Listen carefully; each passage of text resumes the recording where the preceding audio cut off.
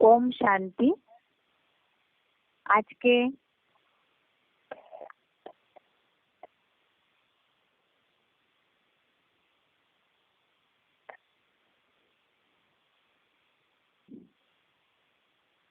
श्लोक क्लास में श्लोक नंबर है दूसरे अध्याय का 58 नंबर श्लोक।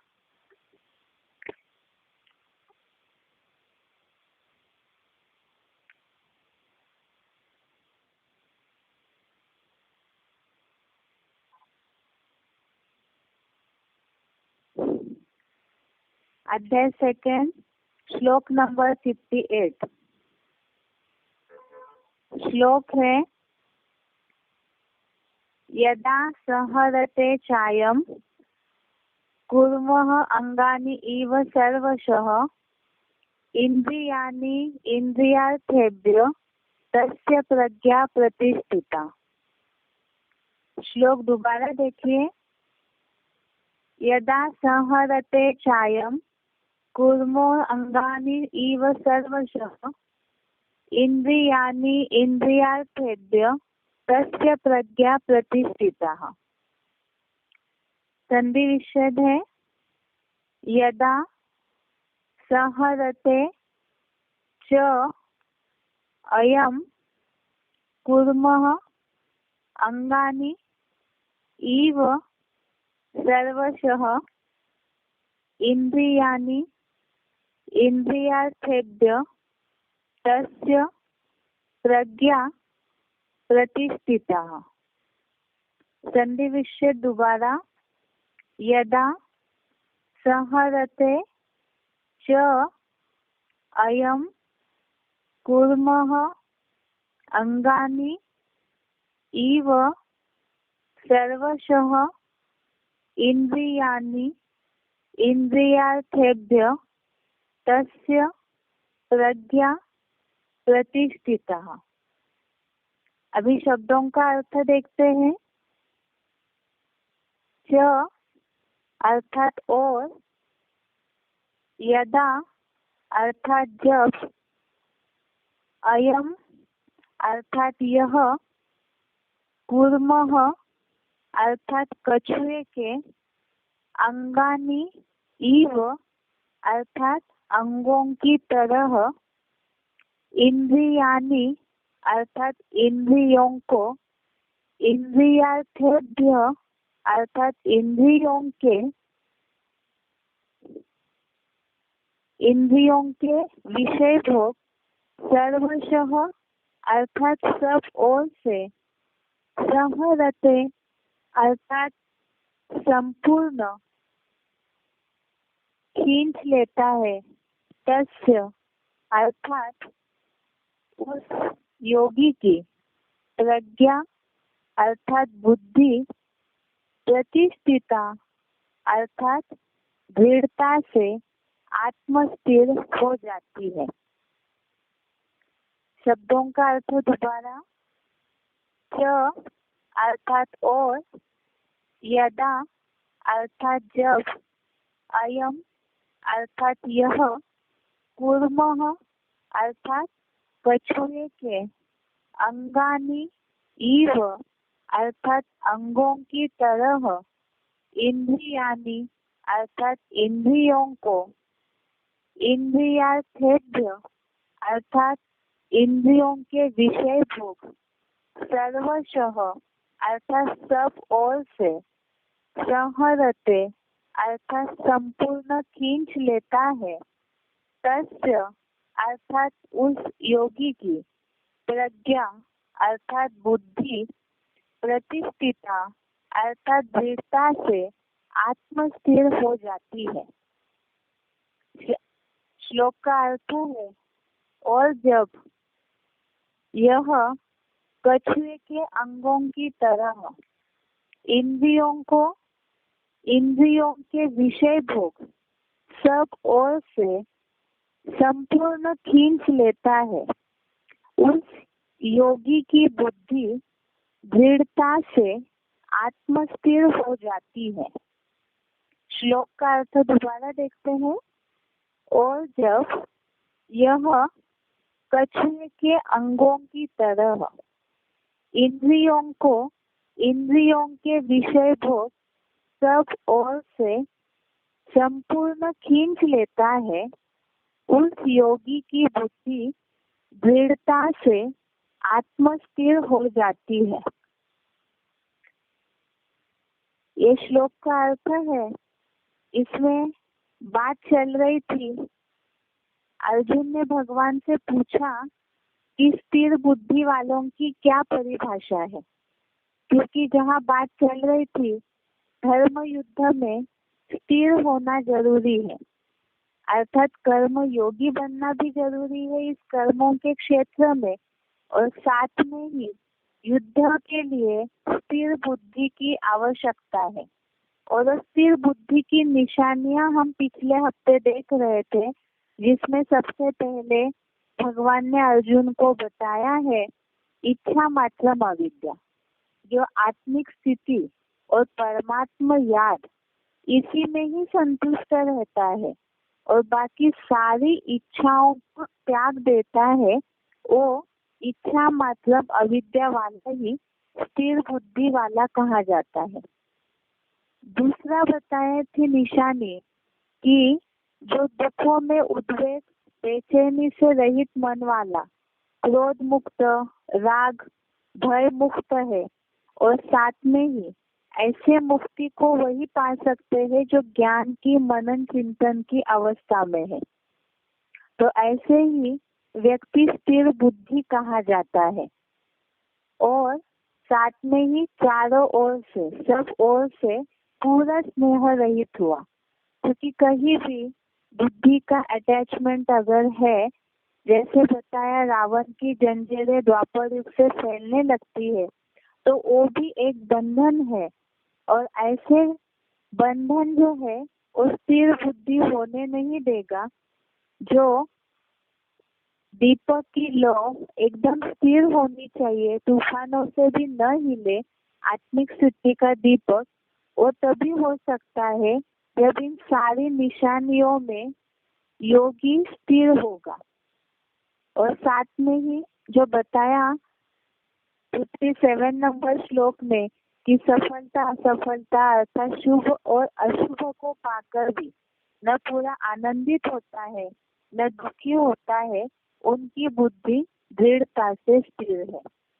अब ये तो बताया कि जो जीवन में बहुत सारे उतार चढ़ाव आते हैं उस हिसाब से, जैसे सुख दुख आता है, कई अटैचमेंट है, भय है, क्रोध है, ऐसी बहुत सी बातें हैं, या तो कहीं ना कहीं स्नेह जुड़ा हुआ रहता है, सफलता असफलता मिलती है कर्मों में, उसमें खुश होते हैं या दुखी होते हैं, तो ये भी वास्तव में बुद्धि की अस्थिरता है।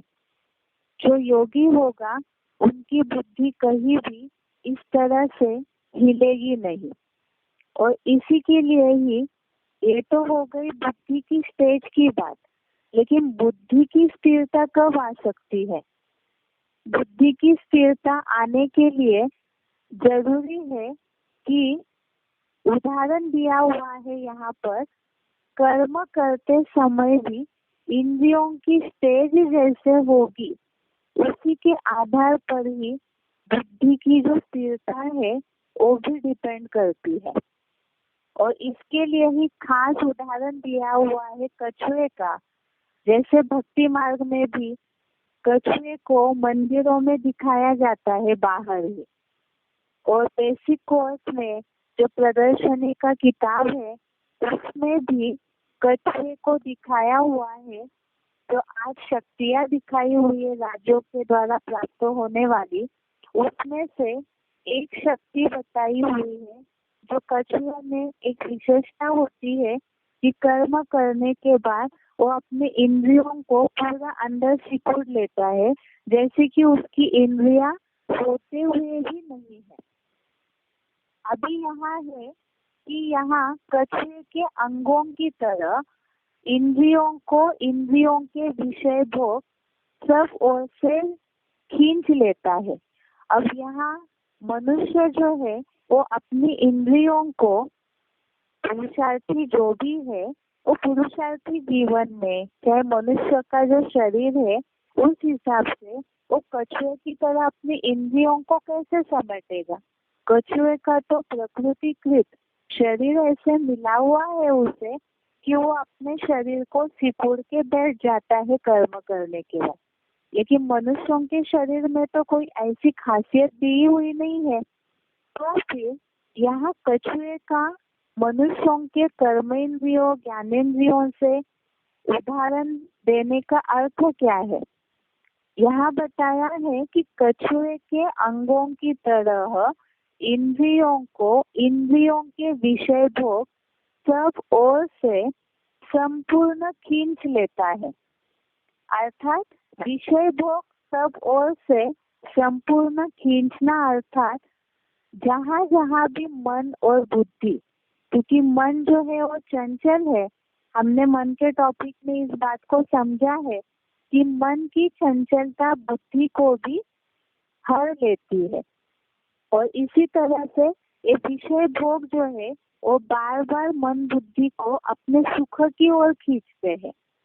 वास्तव में ये शरीर जो है वो पंच तत्वों का बना हुआ है, साथ में ही प्रकृतिकृत जो हमने पहले भी देखा है सत्व रज तम, इनके कारण कर्मों के ऊपर प्रभाव पड़ता है। और जहाँ कलयुगांत में जहाँ धर्म युद्ध कर्म युद्ध की बात चल रही है, वहाँ पर मनुष्य या जो भी पुरुषार्थी है, चाहे लौकिक दुनिया के भी जो मनुष्य है, उनके ऊपर तमोगुण का असर होने के कारण बार बार जो विषय भोग है, अर्थात इंद्रियों के सुखों के भोग, विषय भोग अर्थात जिससे सुख की प्राप्ति होती है, ऐसे जो भोग है वो पुरुषार्थी को खींचते रहते हैं और ऐसे वो अपनी तरफ खींचते हैं। सुख की ओर बार बार बुद्धि दौड़ती है, मन दौड़ते रहता है। जो हमने मन के टॉपिक में इस बात को समझा है कि मन जो है बहुत चंचल है और कोई ना कोई इंद्रिय सुखों की ओर, चाहे वो ज्ञानेंद्रिया हो चाहे वो कर्मेंद्रिया हो, लेकिन वो बार बार उस सुख की ओर दौड़ता है। और जब वो दौड़ता है तो उस समय सुख जब तक मिल रहा है तब तक उसी में ही डूबे रहेंगे और जब नहीं मिलेगा तो जैसे ऊपर बात आई हुई है उसमें ऊपर जो बात आई है कि जैसे शुभ अशुभ को पाकर न आनंदित होता है न द्वेष करता है, अगर इस तरह से कछुए के अंगों की तरह इंद्रियों को समेटा नहीं है तो उसमें ये समस्या होगी कि वो अपनी ओर खींचते रहेंगे और जिस तरह से योगी को आत्मा स्टार में स्थिर होना चाहिए वो स्थिर वैसे नहीं हो सकता है। एक बार इस श्लोक के अर्थ को क्लैरिफिकेशन सहित अच्छे से देखते हैं तो सही रीति समझ में आएगा। क्लैरिफिकेशन सहित अर्थ है, और जब यह योगी कछुए के अंगों की तरह मन के संकल्पों सहित श्रेष्ठ और भ्रष्ट दसों इंद्रियों के रूप रस गंध आदि विषय भोग सब ओर से निरंतर संपूर्ण खींच लेता है, तब उस योगी की बुद्धि दृढ़ता से आत्मस्थिर हो जाती है। अभी यहाँ पहले देखते हैं जो बोला है योगी कछुए के अंगों की तरह। यहाँ कर्म योगी बनने की बात भगवान ने बताई है, अर्थात कर्म करते हुए भी कछुए के अंगों की तरह इंद्रिया जो है अपने में समेटी हुई होनी चाहिए। समेटी हुई होनी चाहिए का मतलब ही है कि इंद्रियों की सुखों की ओर, इंद्रिय भोगों की ओर दौड़ना नहीं चाहिए। जो बताया कर्म तो करना अनिवार्य है, लेकिन वो अनिवार्य कर्म करते हुए जहाँ एक्स्ट्रा सुख की चाह हो जाती है तो वहां पर ही बुद्धि हिलना, मन हिलना शुरू हो जाता है। मन बुद्धि ही आत्मा कहा जाता है, तो इसीलिए आत्मस्थिर होने के लिए मन बुद्धि इंद्रियों के विषय भोगों की ओर न दौड़े। आगे जो लिखा हुआ है क्लैरिफिकेशन के अर्थ में कि मन के संकल्पों सहित श्रेष्ठ और भ्रष्ट 10 इंद्रियों को, जैसे हमने 11 इंद्रियां शिव बाबा ने मुरलियों में बताई है, बेसिक कोर्स में भी ये बात बताई जाती है। एक तो है 5 ज्ञानेंद्रिया, इसके बारे में हमने पहले भी समझा है मन के टॉपिक में। ज्ञानेंद्रियों में जैसे कि आँख है, जीभ है, कान है और स्पर्श इंद्रिया है, त्वचा और नाक है, ये 5 ज्ञानेंद्रिया हो गई। इसी तरह से कर्मेंद्रिया है, हाथ, पाँव, मल मूत्र आदि त्याग वाली इंद्रिया।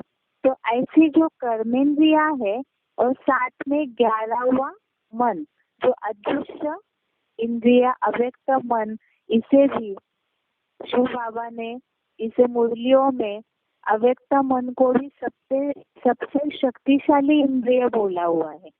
और ये मन जो है वही संकल्पों के द्वारा इंद्रिय भोगों की ओर जाता है। ये तो अरस परस है, आगे के श्लोकों में इस बात को हम समझेंगे और अच्छी रीति से।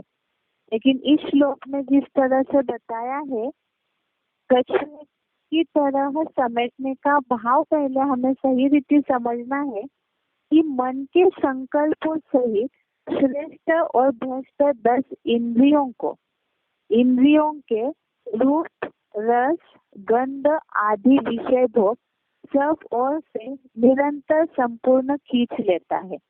अब इसे खींचना कैसे है, ऐसा समेटना कैसे है, प्रैक्टिकल में इन बातों को जीवन में कैसे लागू करना है, क्योंकि सभी पुरुषार्थी अभी इस धर्म युद्ध और कर्म युद्ध के क्षेत्र में है और सभी की ही अवस्था युद्ध करते करते ऊपर नीचे होते रहती है, क्योंकि पुरुषार्थी जीवन में अप एंड डाउन तो होता ही है। तो इसमें सबसे मूल बात है आत्मस्थिर होना है, और आत्मस्थिर होने के लिए जरूरी है कि मन के संकल्पों सहित सबसे पहले तो है कि इंद्रियों को जन्म जन्मांतर अपने सुख लेने की आदत हो गई है। कैसे? जैसे यह उदाहरण दिया है, रूप, रस, गंध आदि विषय भोग सब ओर से निरंतर संपूर्ण खींच लेता है। यहाँ मन के टॉपिक में हमने खास इस बात को समझा था, अंतर्मुखी सदा सुखी, अव्यक्त अवस्था की अनुभूति होना। जैसे कछुआ उसकी इंद्रिय होते हुए भी जैसे कि नहीं है, ऐसे ही दिखने में आता है कछुए में। तो इसी तरह से जो हमने श्लोक इसके पहले समझा था, 5वें अध्याय का जो श्लोक है 8वां और 9वां, जिसमें ये बात आती है नैव किंचित करोमीति युक्तो मन्ये तत्वविद। इस श्लोक में खास जो हीरो पार्टधारी है या जो शंकर को अव्यक्त स्टेज में हमेशा दिखाया जाता है, तो उसमें बताया हुआ है कि योगी जैसे सब कुछ करते हुए भी नहीं करता है। सर्वसामान्य स्थितियों में पुरुषार्थियों की ऐसी स्थिति होती है जैसे कर्म करते हुए जो भी अपने दैनिक कर्म कर रहे हैं, तो ऐसी स्थिति नहीं है कि इस दुनिया में रहते हुए देखते हुए भी न देखने की स्टेज हो, सुनते हुए भी न सुनने की स्टेज हो, या कुछ सूंघते हुए भी न सूंघने की स्टेज हो। खाते पीते हैं, कहीं जाते आते हैं, पाँव से हाथों से कोई कर्म करते हैं, तो वो करते करते उसके सुख में या तो दुख में मन के संकल्प डूब जाते हैं। जैसे रूप के लिए यहाँ बताया है, रस के लिए बताया है, इसे एक एक उदाहरण के साथ समझते हैं। आंखों के लिए तो शिव बाबा ने मुरलियों में भी बहुत सारी बातें बताई है कि आंखें पहले क्रिमिनल आई बनती है, या तो जैसे मुरलियों में शब्द आता है, रूप में कहीं ना कहीं मन डूब जाता है। आंखें जो है अच्छा अच्छा देखना चाहती है। अब वो अच्छाई की जो परिभाषा है वो भी दिन प्रतिदिन बदलती जा रही है। आंखों से जैसे कि देह भान में है तो देह के रूप देखने में बुद्धि अटक जाती है। अच्छा रूप हो या खराब रूप हो, उसमें कहीं ना कहीं संकल्प ऊपर नीचे हो जाते हैं। कहीं ना कहीं आंखों से अच्छी सीनरिया देखने में बुद्धि या मन डूबा रहता है, उसकी चाह रहती है। जैसे पेट में भोजन के द्वारा पेट की भूख मिटाई जाती है, यह विषय भोग इसलिए बोला है, इंद्रिया सेवन करती है बोला जाता है। इसका मतलब आंखें जो है वो देहभान अगर है, आत्मिक स्थिति की प्रैक्टिस नहीं है, तो आंखें कहीं ना कहीं अपना रूप देखने में, कोई ना कोई अच्छी सीनरी देखने में, और अभी के समय में तो जैसे मनोरंजन के साधन के रूप में सीरियल देखना, फिल्म देखना, इस तरह की बातों में डूब जाती है आंखें। तो मन के संकल्पों के ऊपर उसका प्रभाव होके संकल्प पूरे व्यभिचारी हो जाते हैं। जिस तरह परमात्मा में बुद्धि लगी रहनी चाहिए वो नहीं होता है। वास्तव में ऐसी स्थिति के लिए शिव बाबा ने उदाहरण दिया हुआ है। जैसे कि शिव बाबा मुरलियों में इस बात को बताते हैं, अगर कोई महबूब है, महबूबा की याद में कहीं जा रहा है तो रास्ते में उसको कोई भी दिखाई नहीं देगा। वास्तव में यहाँ पर तो शिव बाबा से इतना स्नेह लगा हुआ होना चाहिए कि इस दुनिया में रहते हुए भी दुनिया की कोई भी बात में आंख नहीं डूबनी चाहिए। जो बताया ये तब होगा, अभी तो इंद्रिय सुखों की ओर बुद्धि जा रही है क्योंकि देहवान है, लेकिन ये तब हटेगी आसक्ति या ये आंखों का सुख लेने की भावना कभी हटेगी जब परमात्मा का जो रूप है, परमात्मा में ही अगर बुद्धि डूबी हुई रहेगी तो और कुछ भी इन आंखों से, ये बुद्धि में अगर रहेगा, एटॉमिक विस्फोट वाली दुनिया से उसको देखने से वैराग्य तब आएगा जब परमात्मा की ज्ञान नेत्र से परमात्मा की बताई हुई ज्ञान का मनन चिंतन करते रहेंगे तो इस दुनिया की चीजें वैल्यूलेस है, ये बात बुद्धि में बैठ जाएगी। ऐसी रस है, रस के लिए तो खास है खान पान, जीभ हमेशा स्वाद चाहती है। शिव बाबा ने बहुत से वार्तालापों में भी जीभ के लिए बोला है कि जीभ जो है बहुत चटपटी है, तो उसका रस लेने में ही ज्यादातर, उसका भोग लेने में ही जाते रहती है बुद्धि। वास्तव में होना तो ये चाहिए कि खाते हुए कुछ भी रस उसका लेने की भावना न हो, अर्थात जो भी मिले। शिव बाबा ने तो खास श्रीमत दिया हुआ है रस लेने की बात में कि दाल, कढ़ी, चावल, आलू वास्तव में सबसे अच्छा भोजन है। और मुरली में तो वार्तालाप में, मुरली में सुना होगा सभी ने ही कि ये बोला हुआ है कि अगर जो श्रीमत दिया हुआ है दाल, चावल, आलू के अलावा अगर और कुछ भी खाने में मन डूबता है, बुद्धि बार बार जाती है उस जीव का भोग लेने में, तो शिव बाबा ने तो बोला हुआ है कि वास्तव में वो चोरी कहा जाता है। अर्थात मुरलियों में जो श्रीमत दिया हुआ है खान पान के लिए, उसके अलावा अगर जीव बार बार अपना भोग लेने में दौड़ती है तो वो भी वास्तव में चोरी के लिस्ट में बोला है शिव बाबा ने। इसीलिए जो भी मिले, जैसे भी मिले, वो प्रैक्टिस शिव बाबा इसलिए करा रहे हैं क्योंकि विनाश के समय में ये सब जो सुविधाएं अभी मिल रही है तो देहभान बढ़ते जा रहा है, लेकिन विनाश के समय ये सब चीजें तो मिलेगी नहीं। और जब नहीं मिलेगी और उसकी भूख अगर है, मन तृप्त नहीं हुआ है, उसी में मन लगा हुआ है, तो उसके कारण ही विनाश के समय, एटॉमिक विस्फोट के समय, एक शरीर होते हुए भी न होने की स्टेज अगर होगी तब वही अपने शरीर को योगी बचा पाएंगे। इसीलिए ही जैसे गंध है, नाक से अच्छा सूंघते हैं तो मन खुश हो जाता है, अगर बदबू आती है तो मन दुखी हो जाता है, तो मन के संकल्प कहीं ना कहीं उसमें डूब जाते हैं। ऐसे ही शब्द है, ये जो आदि बोला हुआ है, 5 ज्ञानेंद्रियों के ये 5 विषय भोग है। आँखों के द्वारा रूप देखने में बुद्धि डूबती है। रस अर्थात जीभ है। नाक के द्वारा गंध में बुद्धि मन डूबा रहता है। ऐसे ही स्पर्शेंद्रिया है त्वचा, जिसके लिए शिव बाबा ने उदाहरण दिया है।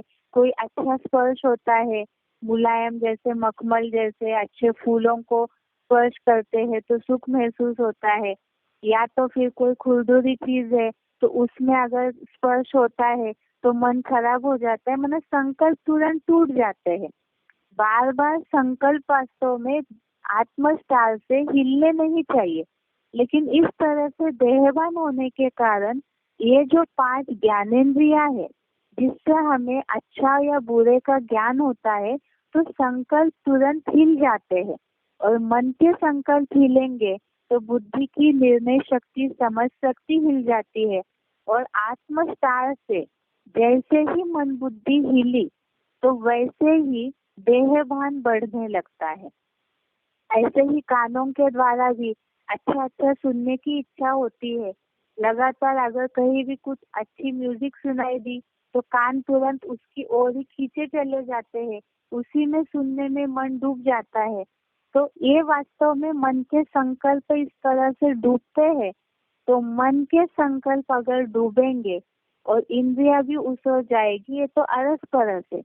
आगे के श्लोकों में ये बात आई है कि बुद्धिमान पुरुष को बरबसी इंद्रिया जो है वो बलपूर्वक उसके मन बुद्धि को खींच लेती है। तो इसीलिए ही ये सब और से विषय भोग कहीं ना कहीं अपने सुखों की ओर खींचते हैं। शिव बाबा ने बोला है, रावण और राम की रस्सा किसकी चल रही है। इसमें ये जो भी देहभान ही वास्तव में रावण है, और ये रावण की जो भी ये देहभान वाली जो भी अवगुण है, ये रूप रस गंध में बुद्धि डूबना, तो ये वास्तव में रावण अपनी ओर खींचता है। तो उस समय मन बुद्धि को खींच के, जो हमने श्लोक पहले देखा है, उद्धरेणात्म आत्मानम, अर्थात जबरदस्ती खींच के, अगर सहज सहज आत्मस्टार में मन एकाग्र नहीं होता है तो उसे जबरदस्ती खींच के आत्मस्टार में ले जाना है। क्योंकि अगर इस तरह से नहीं होता है, प्रैक्टिस नहीं कर पाते हैं, स्थिर होने की प्रैक्टिस नहीं कर पाते हैं, तो भविष्य में जो और भी नाजुक स्थिति आने वाली है, घोर कलयुग जिसे बोला हुआ है, तो उस समय उन सारे दुखों का भी अगर पुरुषार्थियों पर जो युद्ध की स्टेज में है उन पे असर होता रहेगा तो इससे नुकसान ही होगा। जो शिव बाबा ने इस बात के लिए मुरली में बोला है कि मेरे बच्चे और धर्मराज की सजा खाए, ये संगठन में मुरली चले थे 1-2 हफ्ता पहले, तो शिव बाबा को भी ये बात अच्छी नहीं लगेगी और ये सजाएं तब खाएंगे जब अपना देहवान नहीं मिटाएंगे। इसीलिए ही योगी की बुद्धि दृढ़ता से आत्मस्थिर हो जाती है। तो ये कछुए के अंगों की तरह खींचना कैसे है इसे, ये तो हमने समझ लिया कि आंखें कहीं अच्छा सीन देखने में डूबती है, बुरा सीन दिखा तो मन खराब हो जाता है, संकल्प गलत चलने लगते हैं। ऐसे ही रस के लिए भी अच्छा खाना मिला तो मन खुश हो गया, मन के संकल्प अच्छे चले, और बुरा खाना है तो फिर मन के संकल्पों में बुद्धि कहीं ना कहीं जाती है। इसीलिए अन्न दोष का बहुत महत्व दिया हुआ है। अन्न दोष के लिए बोला कि अन्न जैसा है वैसा मन हो जाता है, तो शुद्ध अन्न होना चाहिए। अभी तक तो पुरुषार्थी इस बात में ही लगे रहे कि शुद्ध अन्न होना चाहिए, तो शुद्ध अन्न के चलते अपने हाथ से खाना है, तो अपने हाथ से खाने के चलते जो वैरायटी भोजन है उससे मन बुद्धि तो हटी नहीं है। वास्तव में मुरलियों के हिसाब से जो भोजन के लिए श्रीमत है, अगर उसी में ही चलते हैं तो मन के संकल्प रस लेने में जाएंगे नहीं। तो यहाँ खींचना कैसे है, अगर आंखें कहीं जा रही है तो उसे तुरंत कंट्रोल करना है। अच्छा सीन देखने में जाती है, बुरा सीन दिखा तो मन के संकल्प चलने लगे। तो इसीलिए वास्तव में लगातार अगर शिव बाबा का ही रूप, अव्यभिचारी याद और ज्ञान नेत्र से, मन बुद्धि से लगातार शिव बाबा का ही रूप याद आता है, लगातार शक्ति लेने की अनुभूति करते हैं, तो आँखों को अपने अंदर खींच लिया। मन के संकल्पों को समेटना ही उस इंद्रिय के भोग को अंदर खींचना है, जिसे बोला है अंतर्मुखी सदा सुखी। जैसे कान है, जैसे ही म्यूजिक सुनाई दी तो वास्तव में तुरंत बाबा की मुरलियों की बातों की तरफ मन जाना चाहिए कि शिव बाबा ने मुरली में क्या बोला है। अगर इस तरह से जाता है तो कान को, उस भोग को लेते समय ही तुरंत अंदर खींच लिया। नाक भी है, ऐसे होता है, अगर बदबू आई तो कई ऐसे है कि सांस रोक लेते हैं, उस बदबू को सूंघते नहीं है, और खुशबू आई तो सूंघते रहेंगे। तो वास्तव में अंदर खींचना अर्थात इन सब बातों का मन के संकल्पों के ऊपर असर नहीं होना चाहिए। और जब ऐसी प्रैक्टिस करते रहेंगे लगातार ही, एक आध दिन से तो ये होगा नहीं, क्योंकि पूरे 63 जन्मों की, 2500 वर्षों की ये प्रैक्टिस है देह भान के सुख लेने की।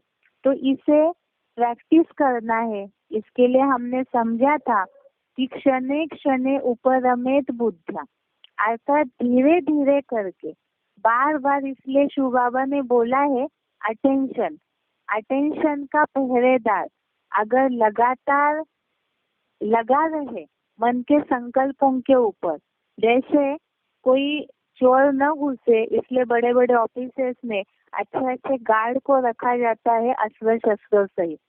तो यहाँ तो हम भी शिव बाबा के बच्चे हैं, वीआईपी है, जो विश्व के मालिक के बच्चे हैं। तो हमें अपना अटेंशन का जो पहरेदार है उसे अलर्ट करके रखना है। ज्ञान के अस्त्र शस्त्रों से उसे सज्जित रखेंगे तो यहाँ जहाँ कहीं भी मन बुद्धि डूबती है इन ज्ञानेंद्रियों के या कर्मेंद्रियों के ओर, तो उसे खींचते रहना है, अर्थात ज्ञान के आधार से, ज्ञान नेत्र से बार बार पॉइंट्स को याद करके तुरंत कंट्रोलिंग पावर अगर लेते हैं, अंदर कंट्रोल कर लेते हैं, जिसे समेटने की शक्ति बोला है। ऐसे ही संकीर्ण, विस्तार को संकीर्ण करने की शक्ति। तो अगर इस तरह से हम अपने कर्मों को भी समेट लेते हैं, बुद्धि का, मन का कारोबार, कर्मों को अगर विस्तार की ओर नहीं जाने देंगे, ऐसे होता है हाथों से कर्म कर रहे हैं, धन मिलते जाता है तो फिर और इच्छा होती है कि और मिले और मिले।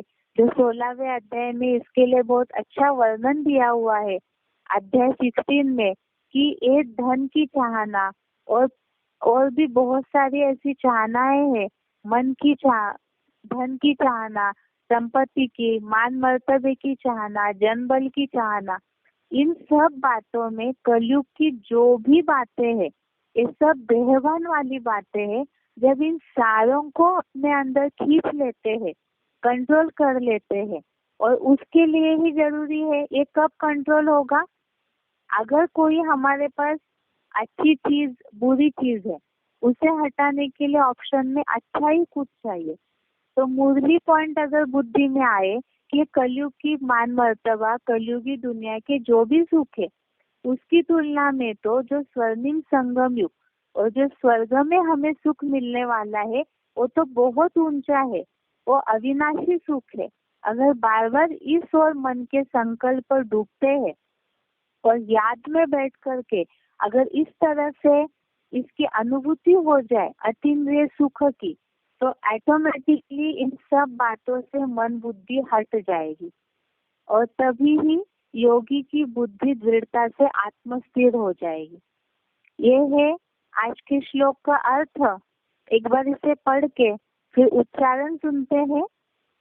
और जब यह योगी कछुए के अंगों की तरह मन के संकल्पों सहित श्रेष्ठ और भ्रष्ट 10 इंद्रियों को, इंद्रियों के रूप, रस, गंध आदि विषय भोग सब ओर से निरंतर संपूर्ण खींच लेता है, तब उस योगी की बुद्धि दृढ़ता से आत्मस्थिर हो जाती है।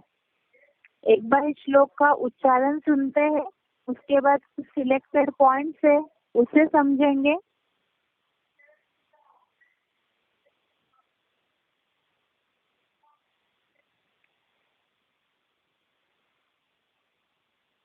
यदा संहरते सायं पूर्णानीव सर्वशः इन्द्रियाणीन्द्रियार्थेभ्यः तस्य प्रज्ञा प्रतिष्ठिता। और जब यह योगी कछुए के अंगों की तरह मन के संकल्पों सहित श्रेष्ठ और भ्रष्ट दसों इंद्रियों को इंद्रियों के विषय भोगों रूप रस गंध आदि सब ओर से निरंतर संपूर्ण खींच लेता है, तब उस योगी की बुद्धि दृढ़ता से आत्मस्थिर हो जाती है। यदा संहरते सायं पूर्णानीव सर्वशः इन्द्रियाणीन्द्रियार्थेभ्यः तस्य प्रज्ञा प्रतिष्ठिता। और जब यह योगी कछुए के अंगों की तरह मन के संकल्पों सहित श्रेष्ठ और भ्रष्ट दसों इंद्रियों को इंद्रियों के विषय भोगों रूप रस गंध आदि सब ओर से निरंतर संपूर्ण खींच लेता है, तब उस योगी की बुद्धि दृढ़ता से आत्मस्थिर हो जाती है। अभी आगे अव्यक्त वाणी के पॉइंट्स है। अव्यक्त वाणी डेट है 30 नवंबर 2005। अव्यक्त वाणी डेट 30 नवंबर 2005। पॉइंट है, 1 सेकंड का ऑर्डर हो, अशरीरी बन जाओ। बन जाएंगे ना कि युद्ध करनी पड़ेगी। यह अभ्यास बहुत काल का ही अंत में सहयोगी बनेगा। अगर बहुत काल का अभ्यास नहीं होगा तो उस समय अशरीरी बनना मेहनत करनी पड़ेगी। इसलिए बाप दादा यही इशारा देते हैं कि इस अभ्यास को सारे दिन में कर्म करते हुए भी अभ्यास करो। इसके लिए मन के कंट्रोलिंग पावर की आवश्यकता है।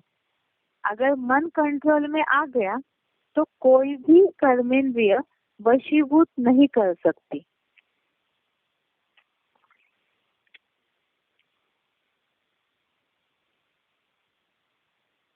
पॉइंट एक बार दोबारा। अव्यक्त वाणी डेट 30 नवंबर 2005। पॉइंट है, 1 सेकंड का ऑर्डर हो, अशरीरी बन जाओ। बन जाएंगे ना कि युद्ध करनी पड़ेगी। यह अभ्यास बहुत काल का ही अंत में सहयोगी बनेगा। अगर बहुत काल का अभ्यास नहीं होगा तो उस समय अशरीरी बनना मेहनत करनी पड़ेगी। इसलिए बाप दादा यही इशारा देते हैं कि इस अभ्यास को सारे दिन में कर्म करते हुए भी अभ्यास करो। इसके लिए मन के कंट्रोलिंग पावर की आवश्यकता है। अगर मन कंट्रोल में आ गया तो कोई भी कर्मेंद्रिय वशीभूत नहीं कर सकती। आज का जो श्लोक हमने देखा, कछुए के अंगों की तरह, जैसे कछुए के अंग दिखाई नहीं देते और समेट के रखता है, तो यहाँ पर अव्यक्त वाणी के पॉइंट के हिसाब से अशरीरी बनना अर्थात इंद्रिया होते हुए भी जैसे कि नहीं है, जिसके लिए मुरली बताया जाता है शंकर की जो याद की स्टेज है वो ऐसी है जैसे शिव बाबा ने मुरली में बोला है, शंकर क्या करते हैं? कुछ भी नहीं। अर्थात वो कर्म करते हुए भी उनके ऊपर पाप का कोई लेप नहीं लगता है, क्योंकि कर्मेंद्रियों के या ज्ञानेंद्रियों की कोई भी भोग को वो हीरो पार्टधारी स्वीकार नहीं करती है। सहज केवल कर्म करना है विश्व कल्याणार्थ, इसीलिए कर्म करती है। तो इसी तरह से अशरीरी बनने की अर्थात कोई भी कर्मेंद्रिया या ज्ञानेंद्रिया है ही नहीं, ऐसे भान की प्रैक्टिस होनी चाहिए। अगला पॉइंट है अव्यक्तवाणी डेट 18 जनवरी 92, अव्यक्तवाणी डेट 18 जनवरी 92। पॉइंट है अभी अभी कर्मयोगी, अभी अभी फरिश्ता अर्थात आवाज से परे स्थिति। यह नहीं कि वातावरण बहुत आवाज का है इसलिए आवाज से परे होने में टाइम चाहिए, नहीं, ऐसे नहीं होना चाहिए, क्योंकि लास्ट समय चारों ओर व्यक्तियों का, प्रकृति का हलचल और आवाज होगा, चिल्लाने का, हिलाने का, यही वायुमंडल होगा। ऐसे समय पर ही सेकंड में अव्यक्त फरिश्ता जो निराकारी अशरीरी आत्मा हो, यह अभ्यासी विजयी बनाएगा। यह स्मृति सिमरनी अर्थात विजय माला में लाएगी। पॉइंट दोबारा, अव्यक्तवाणी डेट है 18 जनवरी 92। पॉइंट है अभी अभी कर्मयोगी, अभी अभी फरिश्ता अर्थात आवाज से परे स्थिति। यह नहीं कि वातावरण बहुत आवाज का है इसलिए आवाज से परे होने में टाइम चाहिए, नहीं, ऐसा नहीं होना चाहिए, क्योंकि लास्ट समय चारों ओर व्यक्तियों का, प्रकृति का हलचल और आवाज होगा, चिल्लाने का, हिलाने का, यही वायुमंडल होगा। ऐसे समय पर ही सेकंड में अव्यक्त फरिश्ता जो निराकारी अशरीरी आत्मा हो, यह अभ्यासी विजयी बनाएगा। यह स्मृति सिमरनी अर्थात विजय माला में लाएगी। तो इस पॉइंट में भी यही बताया कि विनाश के समय की प्रैक्टिस होनी है तो जरूरी है कि अव्यक्त स्थिति की प्रैक्टिस हो। अशरीरी बनना, अव्यक्त स्थिति, ये बातें एक ही है, अर्थात इस शरीर होते हुए भी जैसे कि नहीं है। प्रैक्टिस तो ये करनी है याद के आधार से कि आत्मा अलग है और शरीर अलग है, इतना डिटैचमेंट की अनुभूति हो, अर्थात देहभान बिल्कुल भी नष्ट हो जाए, तब ही विनाश के समय की स्थिति परिस्थितियों का सामना कर पाएंगे। आगे है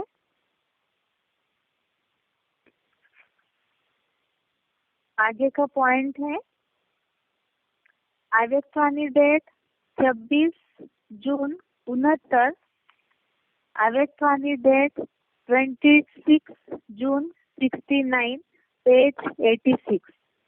पॉइंट है गुरु रूप से मुख्य यही फॉलो करना है, अशरीरी, निराकारी, न्यारा बनना। याद की यात्रा भी इसलिए करते हैं कि साकार में रहते निराकार और न्यारे अशरीरी हो रहे। जब अशरीरी बनेंगे तब तो गुरु के साथ जा सकेंगे। मुख्य रूप से तो यही फॉलो कर रहे हो और करना है। एक बार पॉइंट दोबारा, अव्यक्तवाणी डेट 26 जून 69, गुरु रूप से मुख्य फॉलो यही करना है, अशरीरी, निराकारी, न्यारा बनना। याद की यात्रा भी इसलिए करते हैं कि साकार में रहते निराकार और न्यारे अशरीरी हो रहे।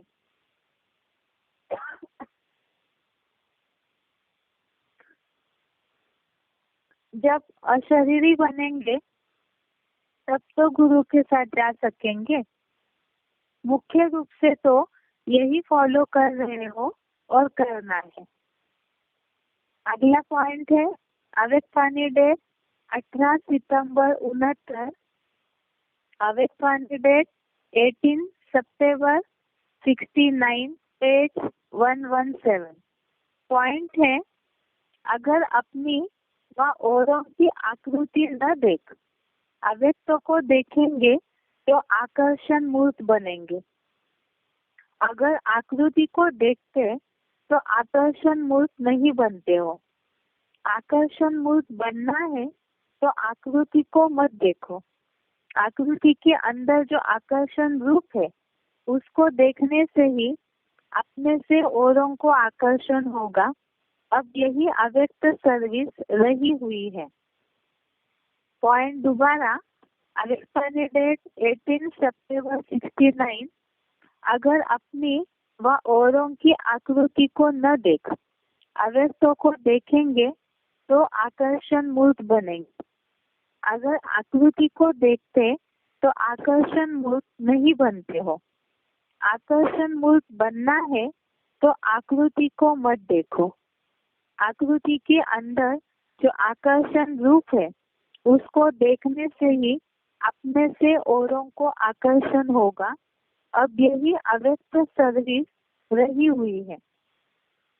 इसमें भी यही बात आई, पहले के पॉइंट में भी अशरीरी बनने की, अभी के पॉइंट में भी यही बातें, अव्यक्त बनना तभी आकर्षण मूर्त बनेंगे।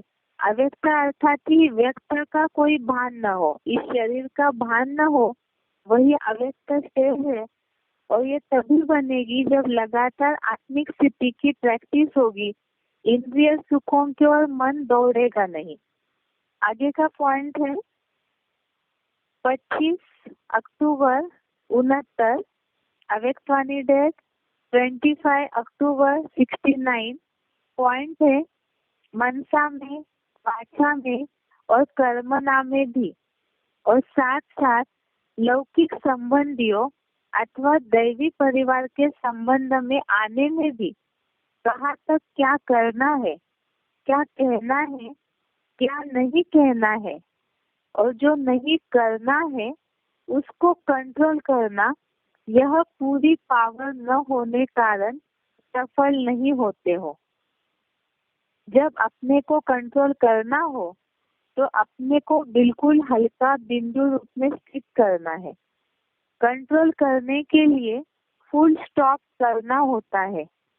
तो जब भी छुपा उसको बिल्कुल भूल जाओ। पॉइंट दोबारा, अव्यक्तवाणी डेट 25 अक्टूबर 69।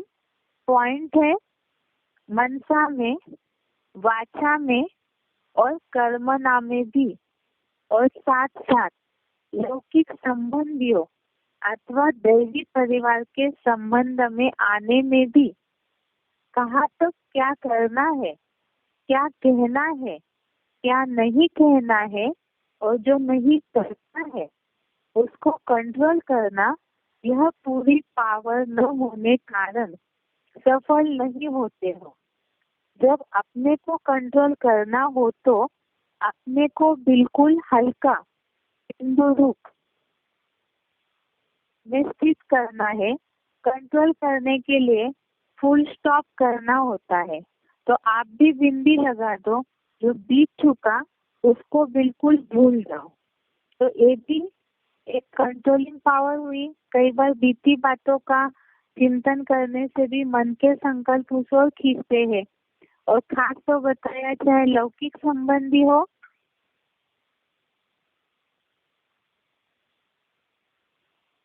में आना है, इसलिए भी बताया है क्या नहीं कहना है, क्या करना है, नहीं कर। इन सब में कंट्रोलिंग पावर हो, अर्थात ही कचरे की तरह प्रैक्टिस हो।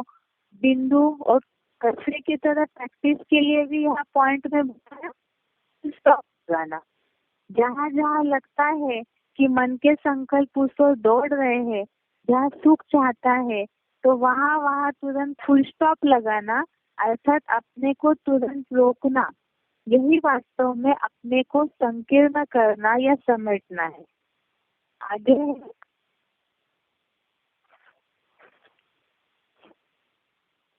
आगे का पॉइंट है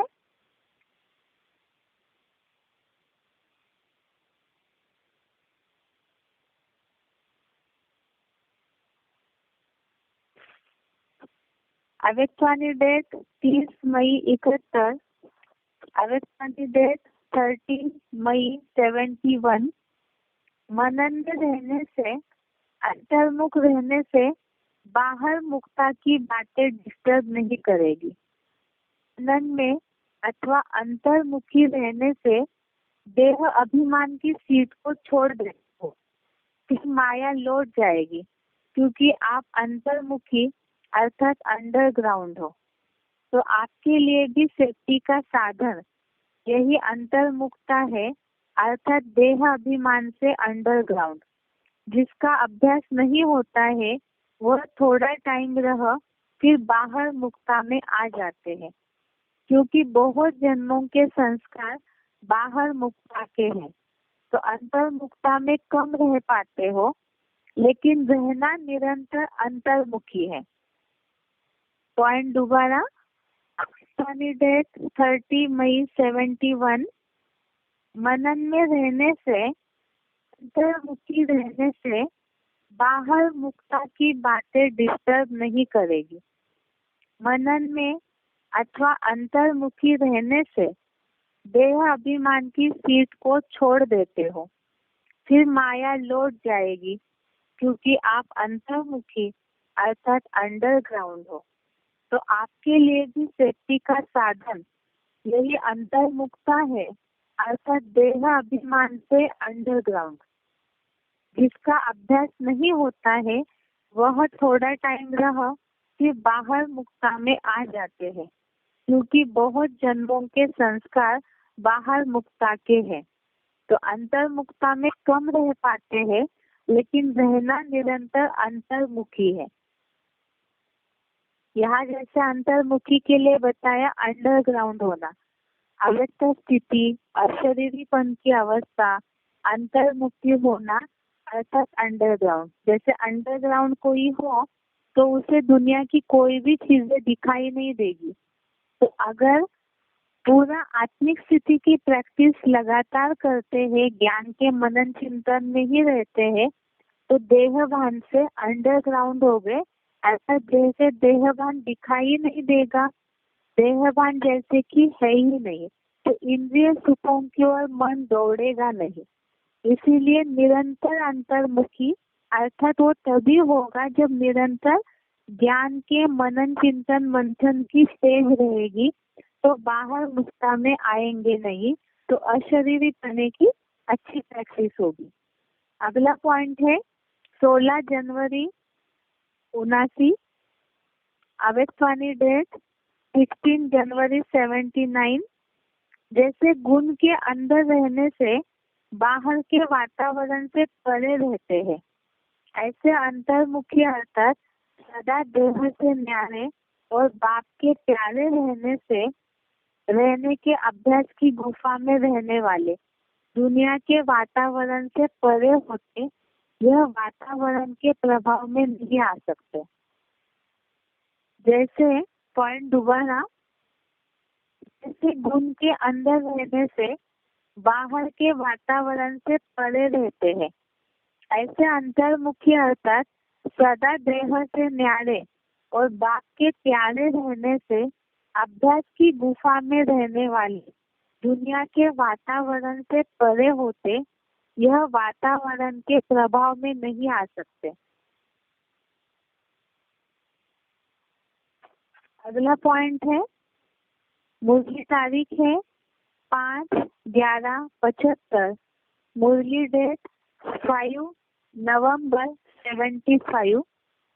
अपने को देखो, हमारी चलन, वातावरण, खान पान आदि सब कैसा है, इसमें बड़ी अंतर्मुखता चाहिए। अपने को देखो, हमारी चलन, वातावरण, खान पान आदि सब कैसा है, इसमें बड़ी अंतर्मुखता चाहिए। तो जैसे खान पान में भी अंतर्मुखता बताया है, अर्थात बाहर के सुख लेने की। यहाँ जैसे शिव बाबा मूर्तियों में बताते हैं कि खान पान में जीव अपनी इंद्रियों सुख की ओर जाती है, तो इसीलिए इसमें भी अंतर्मुखता चाहिए। वो तभी आएगी जो मुरलियों में श्रीमत दिया है खान पान का, उस अनुसार चलेंगे। अगला पॉइंट है अवेक्तवाणी का 18 जनवरी 75, अवेक्तवाणी डेट 18 जनवरी 75। नॉलेजफुल का अर्थ है हर एक कर्मेंद्रियों में नॉलेज समा जाए, क्या करना है और क्या नहीं। तो धोखा खाने की बात रहेगी। आंखें और बुद्धि धोखा नहीं खाएगी। जब आत्मा में नॉलेज आ जाती है तो सर्व इंद्रियों में नॉलेज समा जाती है। जैसा भोजन से शक्ति बढ़ जाती है तो शक्ति के आधार से काम होता है। अभी नॉलेज को समाना है। हर एक कर्मेंद्रियों को नॉलेजफुल बनाओ। पॉइंट दोबारा 18 जनवरी 75। नॉलेजफुल का अर्थ है हर एक कर्मेंद्रिय में नॉलेज समा जाए, क्या करना है और क्या नहीं। तो धोखा खाने की बात रहेगी। आंखें वृत्ति धोखा नहीं खाएगी। जब आत्मा में नॉलेज आ जाती है तो सर्व इंद्रियों में नॉलेज समा जाती है। जैसे भोजन से शक्ति बढ़ जाती है तो शक्ति के आधार से काम होता है।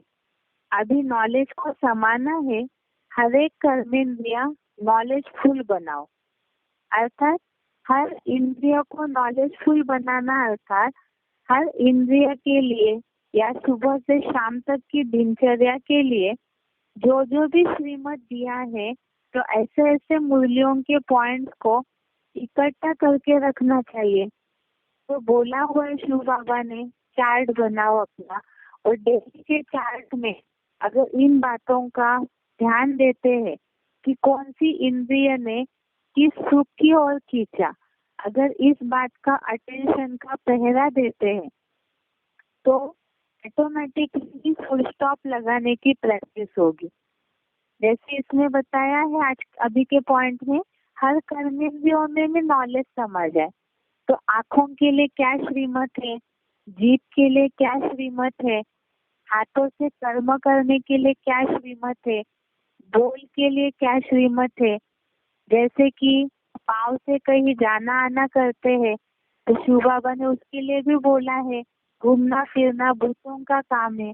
अनावश्यक रीति से एक्स्ट्रा सुख की चाह में जहाँ भी समय नष्ट करते हैं तो वो सारी बातों को नॉलेज के आधार से अपने चार्ट के द्वारा चेकिंग करना है, अटेंशन का पहरा देना है। तो अगर हर कर्मेंद्रियों को इस तरह से नॉलेजफुल बनाते जाएंगे तो ऑटोमेटिकली देहभान खत्म होता जाएगा और आत्मिक स्थिति में स्थिर होने की प्रैक्टिस होती जाएगी। आगे है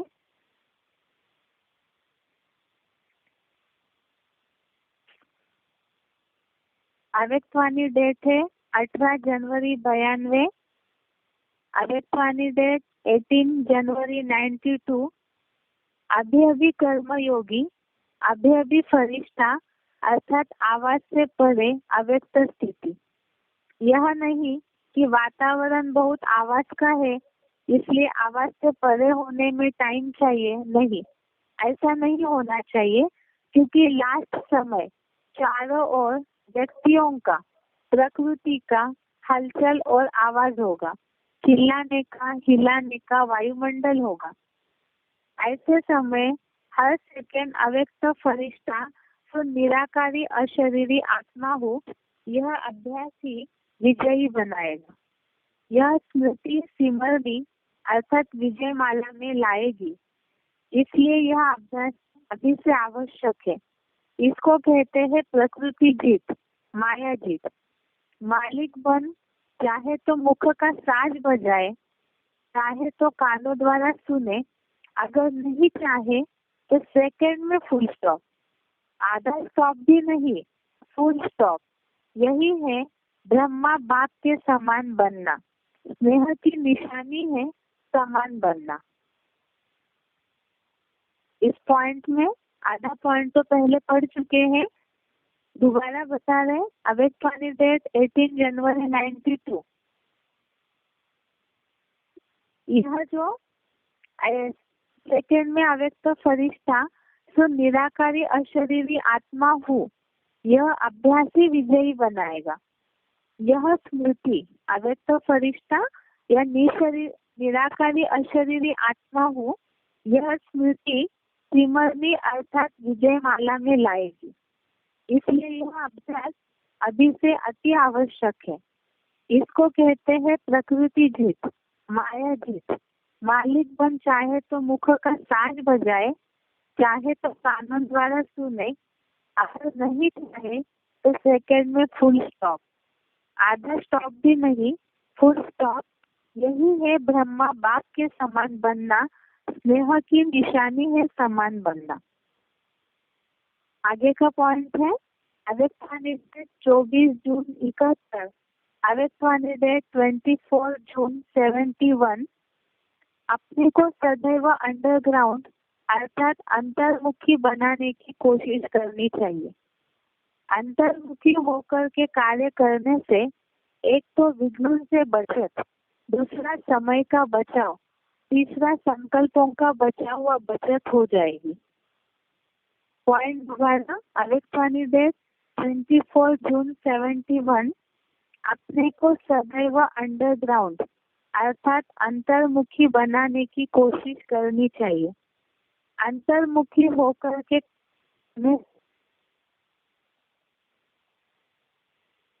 बचाव, किसी संकल्पों का बचाव व बचत हो जाएगी। आगे है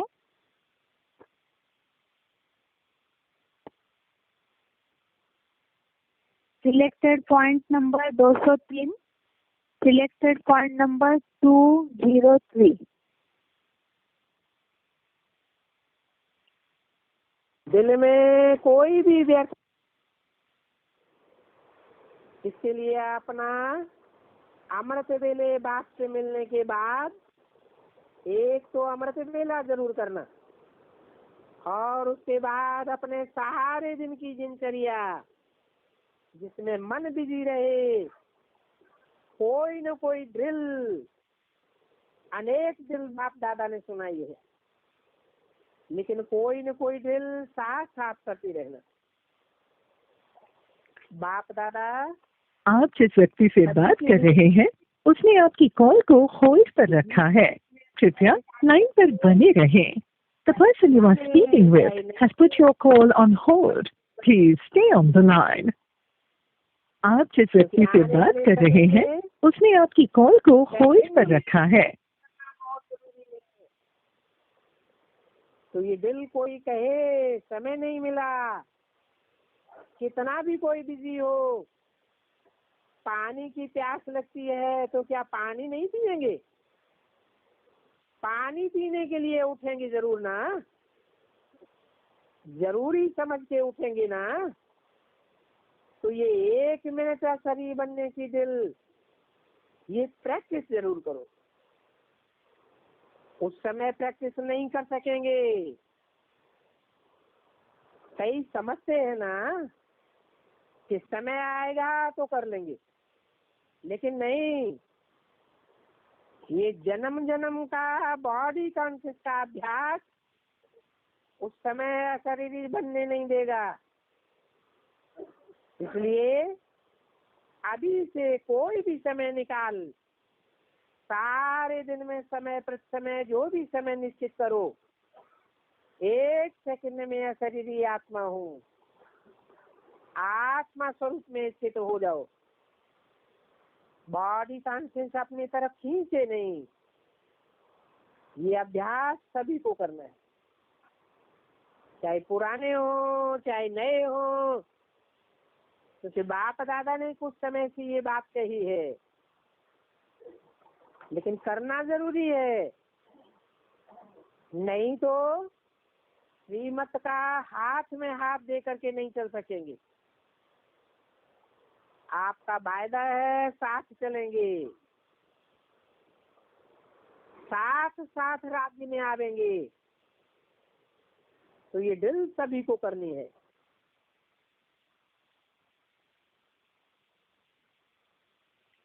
आज के यहाँ तक ही, कल आगे का श्लोक देखेंगे और बेसिक कोर्स। ओम शांति।